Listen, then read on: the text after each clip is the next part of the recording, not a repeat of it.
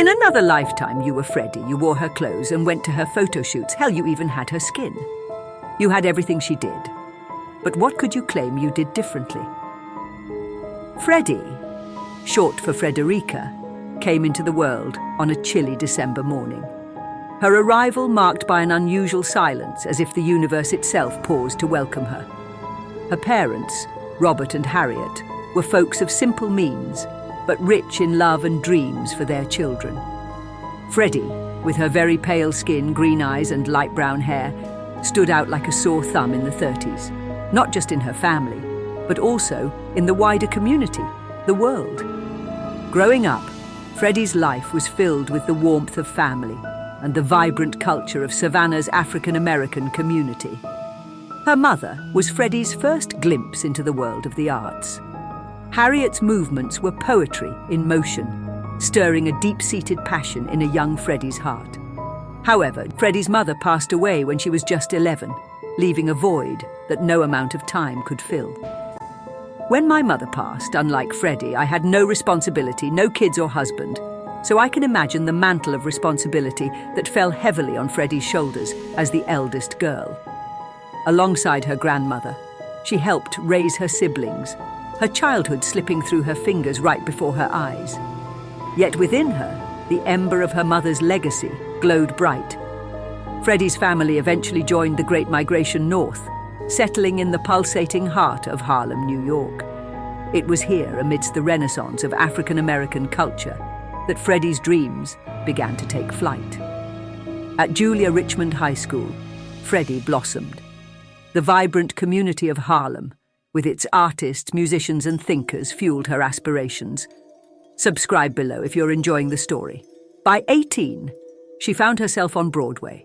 The lights, the music, and the crowd, weaving a magic she had only dared to dream of.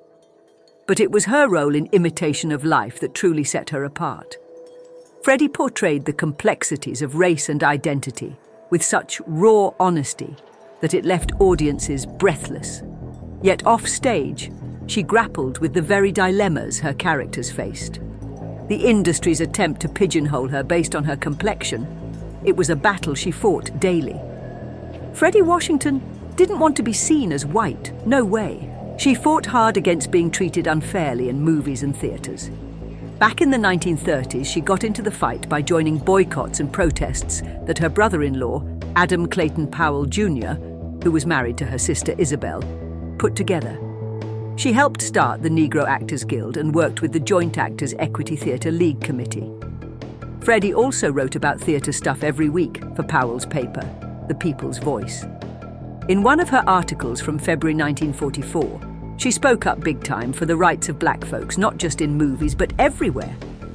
When MGM was slated to do a film on the controversial book, Uncle Tom's Cabin, Washington was skeptical about whether the studio could address and portray slavery with the seriousness and sensitivity that it deserved. She told reporters, "While the book, Uncle Tom's Cabin, is informative and positive propaganda against the vicious article of slavery, which is still a blot on our country, I most definitely am against any picturization of it by MGM or any other studio." On stage, she was adored. Off stage, she faced the prejudice and limitations placed upon her by the color of her skin. Fredi's refusal to pass as white, despite the easier path it might have afforded her, was a testament to her integrity. She often said, "I am proud of my race. In every role I play, I carry the hopes and dreams of my people. I refuse to betray them for personal gain."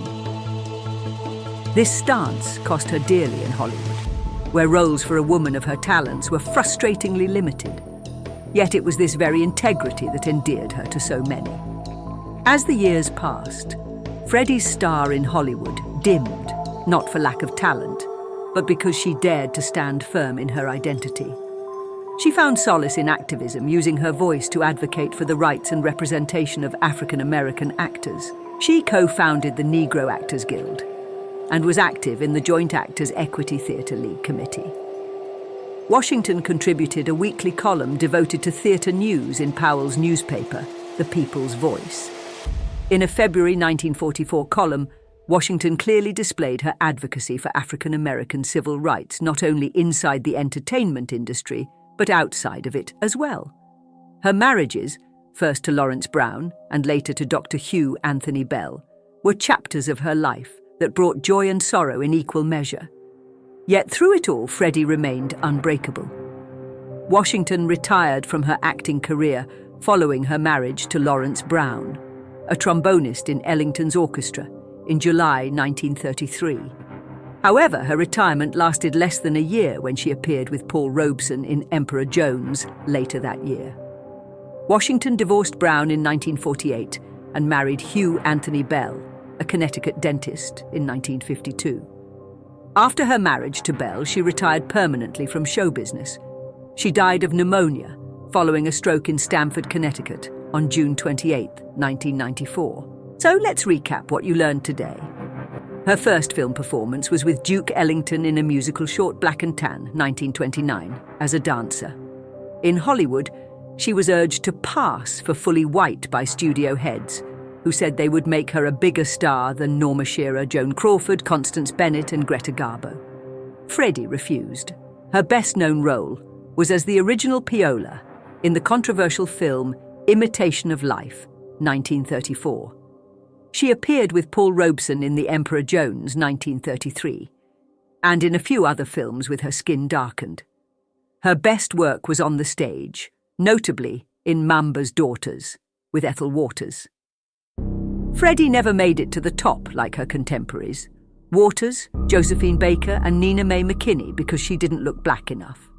But Fredi had what it took, as is more than evident in the few films that she did do. Her best work was as an activist. She was the head of the Negro Actors Guild, helping black performers get a fair chance in the entertainment industry.